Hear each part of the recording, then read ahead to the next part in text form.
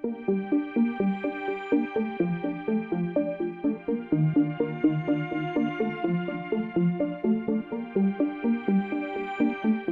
ենք, որ միացել եք մեզ,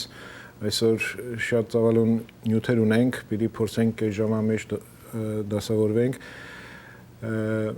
պիտի ասեմ, որ Հայաստանում քաղաքացիական շարժումները աճ են ապրում, ավելի շատ մարդիկ դուրս են գալիս եւ պայքարում են իրենց իրավունքների համար, հանրային իրավունքների համար, որը նույնպես շատ կարեւոր է։ Պիտի ասեմ, որ դեմեմ շարժումը շարունակում է իր պայքարը այդ կൂട്ടակային սոցիալական վճարումների փոխարինելու այս կառավարության փորձերի դեմ էլեկտրաէներգիան է թանկանալու եւ դրա կապակցությամբ եղան բողոքի ակցիաներ, որտեղ եւ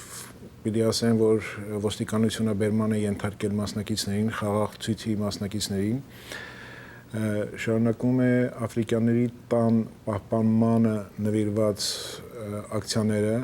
Աֆրիկյանների տունը, եթե չգիտեք ասեմ, հին Երևանի պատմական շենքերից, եթե վերջինը չէ, ապա վերջիններից է, եւ քանի պատմական շենք, որ ապամոնտաժվել է մինչեւ հիմա տեղափոխելու նպատակով, ոչ մեկը չի վերականգնվել ոչ մի տեղ։ Դրա համար հանրությունը արդեն իմանալով մեր իշխանությունների աշխատաձևը դուրս է եկել պաշտպանելու աֆրիկյանների տունը եւ այնտեղ էլ նույնիսկ ոստիկանները բռնի ուժ են գործադրել եւ այսպես հին Երևանի վերջի մնացորդների վրա էլ ոնց որ մութ ամպեր են կուտակվում, բայց ակտիվիստները պայքարում են եւ այդպես շարունակ բարեկամներ, ես ուշադիր նայում էի այդ տեսահոլովակները եւ փորձում էի տեսնել ինչքան մարդ է այդ պայքարողների մեջ երևանցիներ կամ հայաստանցիներ եւ ինչքան մարդ սփյուռքահայեր։ Այդքան լավ པարզ չերևաց իհարկե, բայց ես շատ մեծ հույս ունեմ, որ արդեն մեր սփյուռքահայերը, որ գնում են Երևան կամ Հայաստան, մասնակցում են նման ակցիաների, իրենք էլ են փորձում տեր կանգնել եւ կողքի մեր քույրերի եւ եղբայրների հետ պայքարել մեր ընդհանուր Հայաստանի համար։ Եթե դուք ունեք ծանոթներ, որոնք մասնակցել են նման ակցիաների, մեր հետ կապնվեք, մենք իրենց կհրավիրենք եւ կլսենք իրենց կարծիքները եւ իրենց տրամադրությունները։ Պարզապես ասեմ, որ հայկական վերածնունդի անդամները մասնակցում են համարյա բոլոր ակցիաներում, որտեղ հիմա իրանք Երևանում են գտնվում։ Բացի դրանից, որ սփյուռքահայերի մասին ենք խոսում, սփյուռքի մասին ենք խոսում, մենք շատ մեծ գործ ունենք սփյուռքում անելու, որովհետև այս հին ձևը, որ շարունակում է սփյուռքի ու հայրենիքի Հայաստանի հարաբերությունները, այլևս անընդունելի են, նրանք պետք է փոխվեն, հիմնովին փոխվեն, եւ դրա համար հենց հայկական վերածնունդը տարբեր երկրներում աշխատում է այդ ուղղությամբ։ Փաստորեն մենք զրոյից ենք սկսել, բայց որոշ արդյունքներ դեռ արդեն սկսել ենք տեսնել, որովհետեւ մերոնք Երևանից ասում են, որ պարզապես որևէ երկրից արդեն քանի մարդ մոտենում են իրենց հենց Երևանում եւ կանգնում են իրենց կողքին այնտեղ, որտեղ պետք է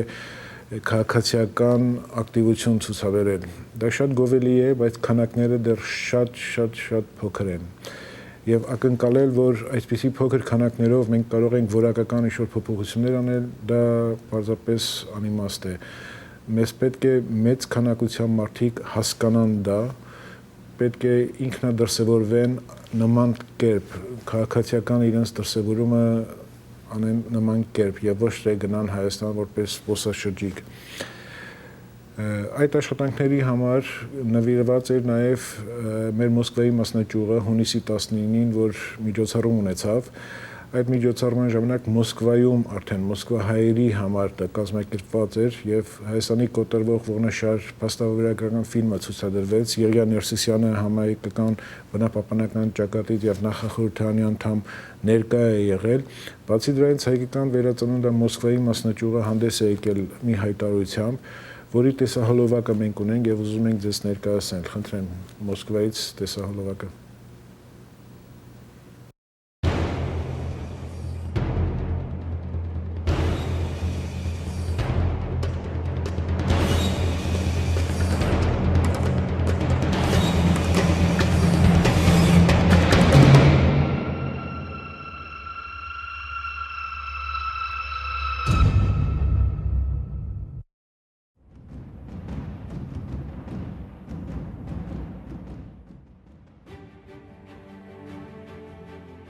Այդ փաստը պետք է գիտակցենք մենք, Մոսկվայում բնակվող հայերս։ Նաև պետք է հասկանանք, որ եթե մեր երկիրը այս վիճակում է, դրանում մեղավոր է նաև հայ ազգը, ինչպես նաև սփյուռքահայությունը։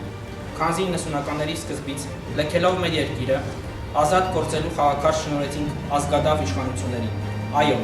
ամեն մի անհատ ունի իր արտագաղթի անձնական պատճառները, եւ դրանք դրական մարդկային պատճառներ են։ Սակայն եթե խնդիրը դիտենք ընդհանուր դաշտից հասկանանք, որ Սփյուռքում բնակվող հայերս արտագաղթելով Երրորդ հանրապետության ստեղծման առաջին իսկ տարիներից մեր վրա կրում ենք մեծ պատասխանատվություն մեր պետության հանդեպ։ Շատ սիրելով մեր փոքր ընտանիքը եւ տունը, մենք անտեսում ենք մեր մեծ տունը, մեր սրբությունը, մայր Հայաստանը։ Մոսկվայում կան բազում հայկական կազմակերպություններ, որոնք զբաղվում են տարբեր գործողությունությամբ, բայց ցավոք սրտի, այս կազմակերպությունների մեջ բացակայում է Հայաստանակենտրոն գաղափարը, որի շնորհիվ համայնքի օրակարգի սեղանին պետք է տրվեր Հայաստանի Հանրապետության զարգացման մտավոր եւ ֆիզիկապես համայնքի օժանդակությունը։ Սակայն Մոսկվայի հայկական կազմակերպությունները եւ Մոսկվայի հայության մեծ մասը մինչ օրս անտեսում է Հայաստանի Հանրապետության ներքաղաքական իրավիճակը։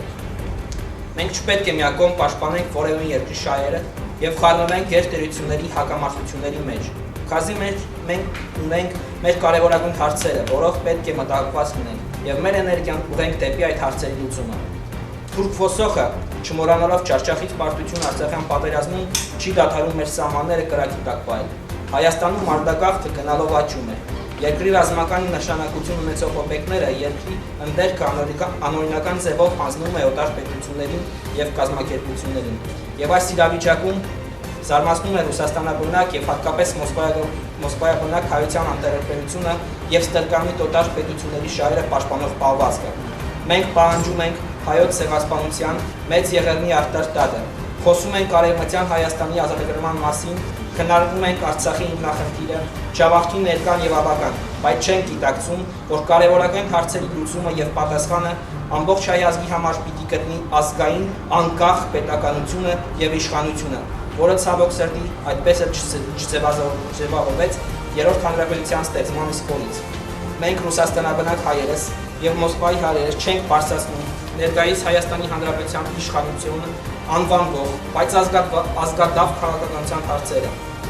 Մենք պետք է գիտակցենք, որ առանց անկախ պետության Սփյուռքը ապագա չունի։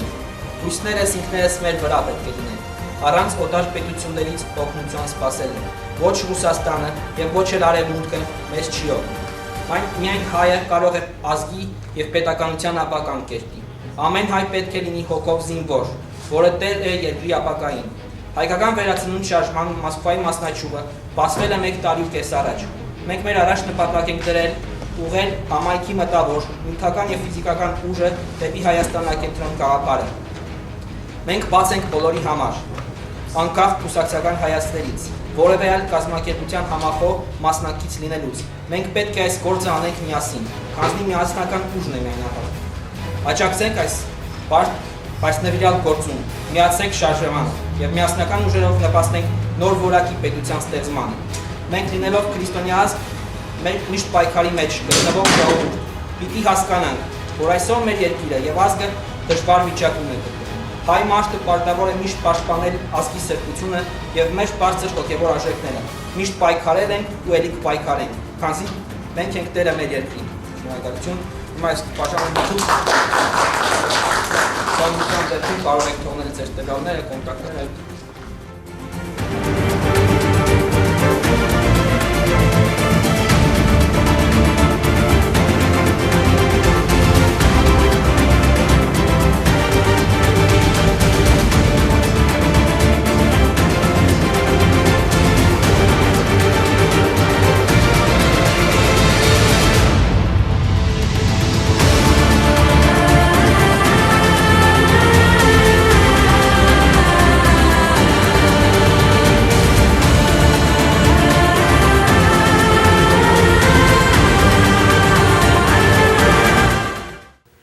Հարգելի բարեկամներ, դիտեցիք մեր Մոսկվայից ստացված տեսանյութը,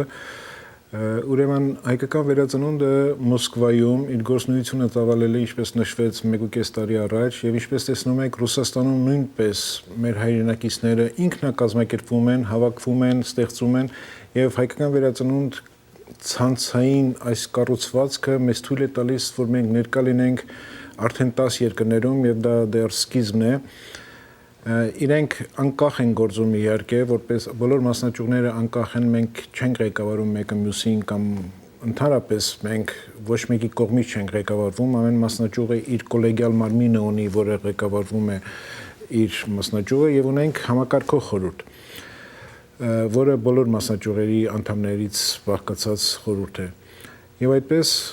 շատ կարևոր է, որ տեսնում եք, որ Ռուսաստանում երևի դուք չէիք իմացել, բայց հիմա իմացեք, որ այնտեղ էլ մեր հայրենակիցները ինքնակազմակերպվում են այս նպատակներով, որը հնչեցրեցին իրենք։ Չգիտեմ, դուք կարող եք համաձայնվել դրա հետ թե չէ, բայց դա մենք պետք է սկսենք արդեն կենտրոնանալ ամենակարևոր խնդիրների վրա, որը հենց նշվեց այդ հայտարարության մեջ, 1000 դեպի հարցեր կան Հայաստանի հետ կապված, բայց այդ 1000-ից կամ հարյուրավորներից մենք պետք է ընտրենք ամենակարևորները, որտեղ ամենակարևորները դա հենց համակարգային հարցն է, իշխանափոխության, բայց համակարգափոխության նույնպես։ Եվ ես երբ որ պատրաստում եմ այսօր հաղորդմանը եւ պատրաստել եմ ձեզ նյութեր արդեն մեր Տորոնտոյի մասնաճյուղից, որ ցուցադրեմ, կարդացի հետեւյալ հաղորդագրությունը, ձեզ ուզում եմ բառացիորեն կարդալ։ Այսօր հունիսի 25-ին ՀՀ գլխավոր դատախազ Գևորգ Կոստանյանը գլխավոր դատախազությունում հրավիրած մամուլի ասուլիսի ժամանակ ներկայացրել է ընթացիկ տարվա հաշտվետվությունը եւ ասել է հետեւյալը. մեջբերում եմ. Հիմա կարող եմ վստահեցնել, որ կոռուպցիան եւ կաշառակերությունը բնականաբար համակարգային առումով չի կարող գոյություն ունենալ, այսինքն համակարգային կոռուպցիայի դրսևորման մասին մենք չենք կարող խոսել որևէ պարագայում։ Ուրեմն ես ձեզ մեջ բերեցի Հայաստանի Հանրապետության գլխավոր դատախազ Գևորգ Կոստանյանի արած հայտարարությունը այսօր կոռուպցիայի եւ կաշառակերության մասին։ Ուրեմն բարեկամներ, հարց է ծագում, եթե նման դատախազը հայտարարություն է անում, որ կաշառակերություն համակարգային, ինքը համակարգային բառն է օգտագործում, համակարգային կոռուպցիա եւ կաշառակերություն չկա։ Մենք ինչպես պետք է վերաբերվենք դրան։ Դրա համար այստեղ արդեն գիտեք ինչ, ստացվում է անիմաստ խոսել, ով պիտի մեզանից, մեր սփյուռքահայերից գնա եւ նման դատախազի հետ նստել եւ քննարկել դատաիրավական համակարգ օրինակ։ Եթե նա այսպիսի հայտարարություն է անում, նա պարզապես նշանակված է իր տերերի կոռուպցիոն համակարգը պաշտպանելու համար։ Ուրիշ ոչ մի խնդիր չի լուծում այս մարդը։ Դրա համար սա ինքը համակարգի մասն է կազմում։ Դրան անդրադառնալու համար, որ սկսենք արդեն փաստերով խոսել, մեր Տորոնտոյի մասնաճյուղը մայիսի 31-ին կազմակերպել էր հենց այդպիսի մի գիտաժողով, հանրաժողով, որը կոչվում էր կոռուպցիան Հայաստանում, լուծումները եւ Սփյուռքի դերը։ Այդ բավականին մեծ արձագանք գտավ եւ եթե կոռուպցիա չլիներ, կաշառակերություն չլիներ, դա աննկատ կանցներ նման միջոցառումը, բայց եկեք ու տեսեք, որ Տորոնտոն դե Լոս Անջելեսի չի հայերի քանակը մի քիչ է, 200 հոգուց ավել մարդ է մասնակցել եւ չմոռանամ ասեմ, որ մուտքը ազատ չէր, ի տարբերություն, որ մենք Լոս Անջելեսում շատ ենք անում այդպես անվճար միջոցառումներ, այնտեղ մուտքը վճարովի է եղել եւ 200-ից ավել մարդ մասնակցել է նման միջոցառմանը։ Բացի դրանից, մեր հայտնի մարդկանցից Ատոմ Էգոյանը հատուկ եկել է եւ ելույթ է ունեցել այդ միջոցառման ժամանակ եւ իր ֆիլմն է ցուցադրել, պրեմիերան է արել իր ֆիլմի եւ կռայեք ինչի մասին է այդ ֆիլմը, Հայաստանում կոռուպցիայի գոյության մասին։ Ես ուզում եմ երկու ելույթ, այսօրվանից սկսում ենք այդ ելույթները ձեզ ցույց տալ այդ գիտաժողովի, այսօր երկու ելույթ պիտի ձեզ ցույց տանք, առաջինը Զարե Օզունյանինն է, հայկական վերածնունդի Տորոնտոյի մասնաճյուղից, որը հենց կանց կոմիտեի անդամներից է, եւ երկրորդը հենց Ատոմ Էգոյանի ելույթն է։ Երկու ելույթն էլ անգլերեն են, որտեղ ոչ միայն հայեր են մասնակցել այդ գիտաժողովին եւ ամբողջ գիտաժողովը եղել է անգլերեն լեզվով։ Հիմա ես խնդրում եմ ցուցադրել այդ երկու ելույթները։ Խնդրեմ։ My name is Zare Uzunyan, and I would like to welcome you all to our first symposium dedicated to corruption. I will start by sharing a little secret with you. While organizing this conference presented some serious challenges, the success was fairly predictable. We knew from the start it would be a successful one. We knew that our expert speakers will answer positively to our invitation and travel long distances to join us.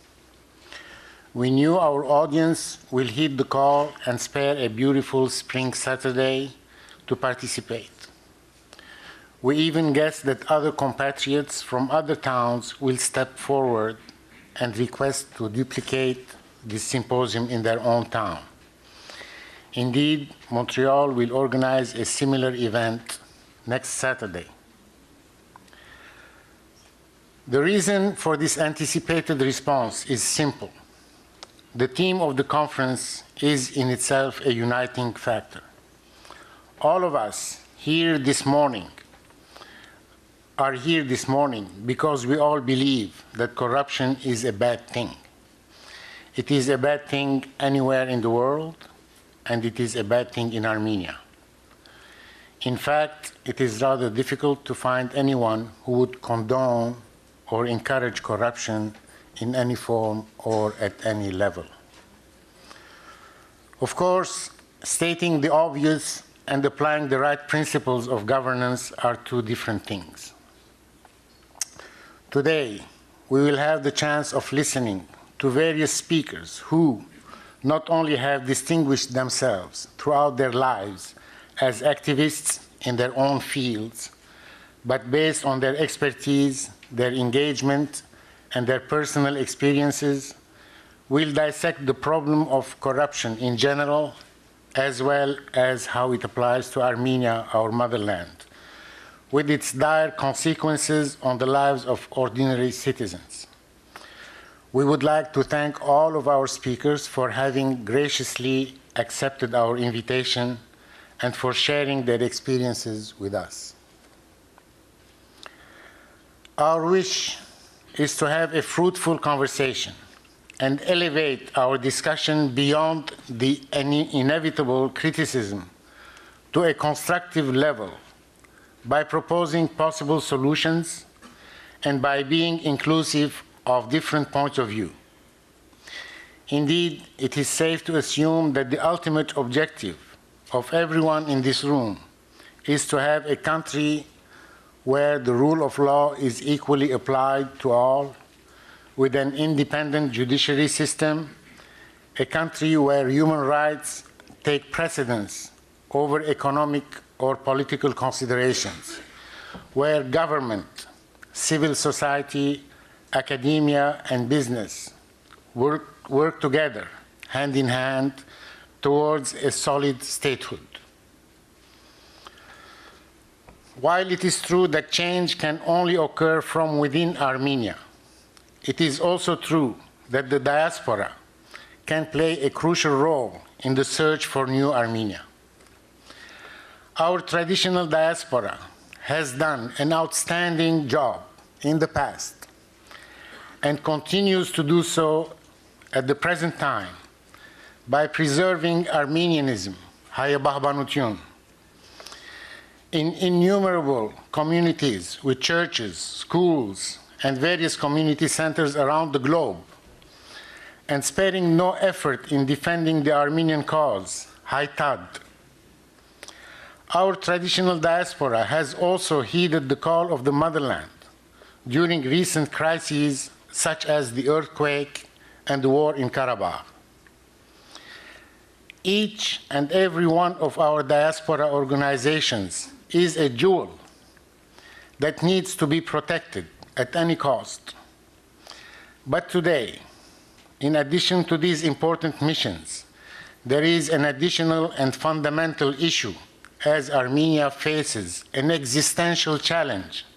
due to the unsustainable rate of emigration.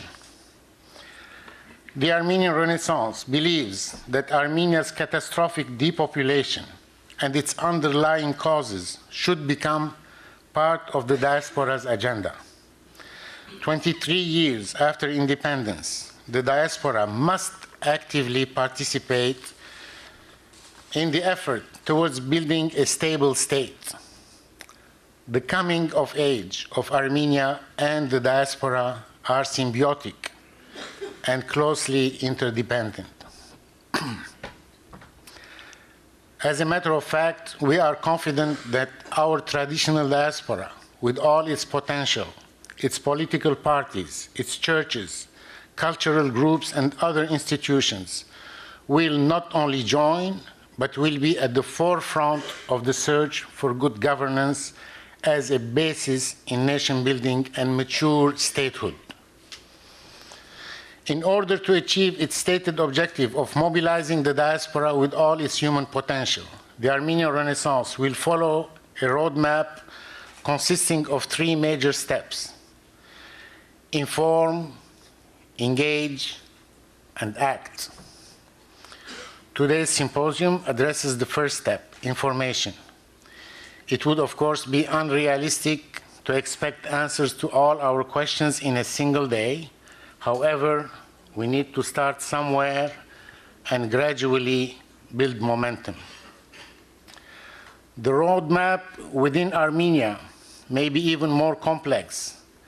and our Hayastansi speakers will probably shed some light on their own vision throughout the day. But for us, diasporans, it looks like there needs to be a serious coalition in Armenia of all forward-thinking groups and individuals, willing to put aside their differences and bring together all the resources needed to bring about change. The Armenian Renaissance welcomes and supports the creation and the growth of reform and civic groups in our motherland. We shall encourage the cooperation between these various groups and the institutionalization of the creative thoughts and processes that will bring about a new Armenia. Hi, everyone. So when Berj called me, I really responded to this because I think more than anything, we need dialogue. This is an issue that really needs to be presented in the open. I've been to the country many times. Every summer I'm involved with the film festival there. And it's an issue that, of course, comes up in the most casual places and moments. And it's something that I have always been disturbed by. And it led to this short film. Now, this is not a major production. This is a very personal film that I've been working on for a couple of years. But I thought when I was asked to be involved with this, that it would be a great thing to show because it raises a number of issues. You're going to see in this film 3 of my particular areas of interest.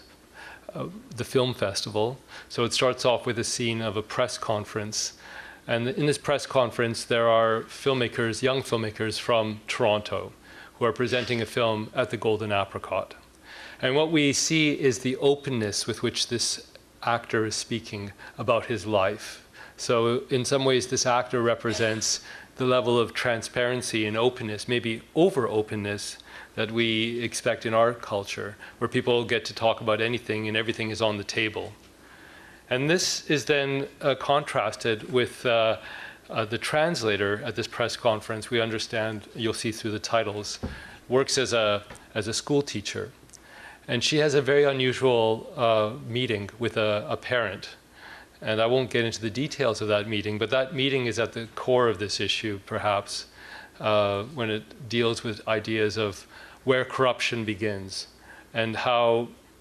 casually it can begin and how people can rationalize and justify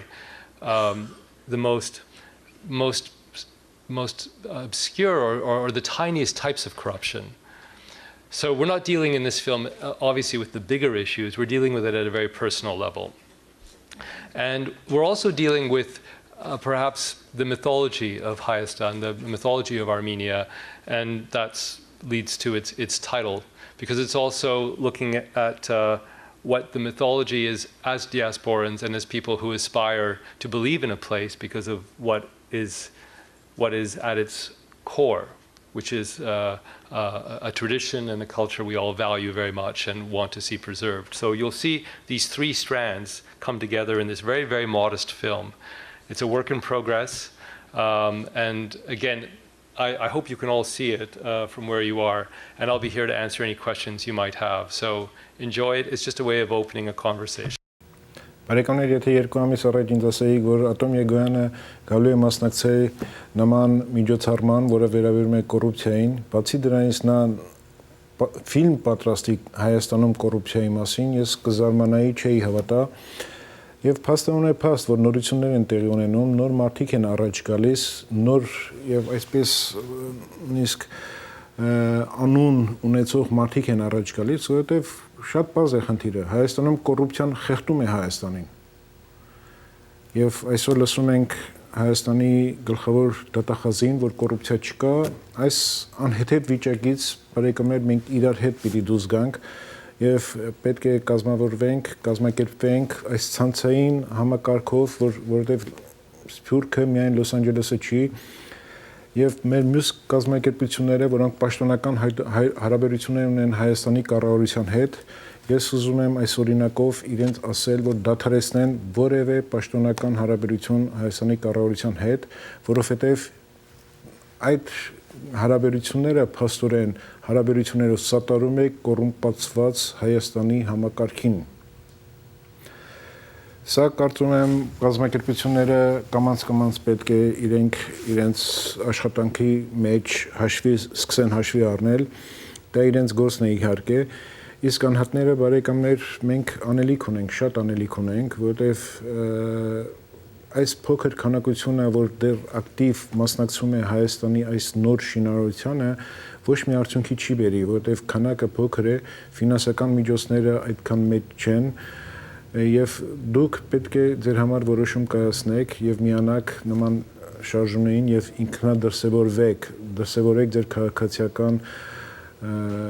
դիրքը եւ ցույց տաք եւ պայքարեք, որովհետեւ մենք արդեն պետք է սկսենք մտածել, թե մենք ինչ ենք թողնելու մեր երեխաներին եւ ոչ թե ամբողջ ժամանակ պատմություններ պատմենք, թե 100 տարի առաջ ինչ հերոս ենք ունեցել, 50 տարի առաջ ինչ հերոս ենք ունեցել, 200 տարի առաջ եւ այլն, այդ պատմությունները արդեն ժամանակն է դնենք մի կողմ եւ տեսնենք մեր մեջ կան այդպիսի մարդիկ, որ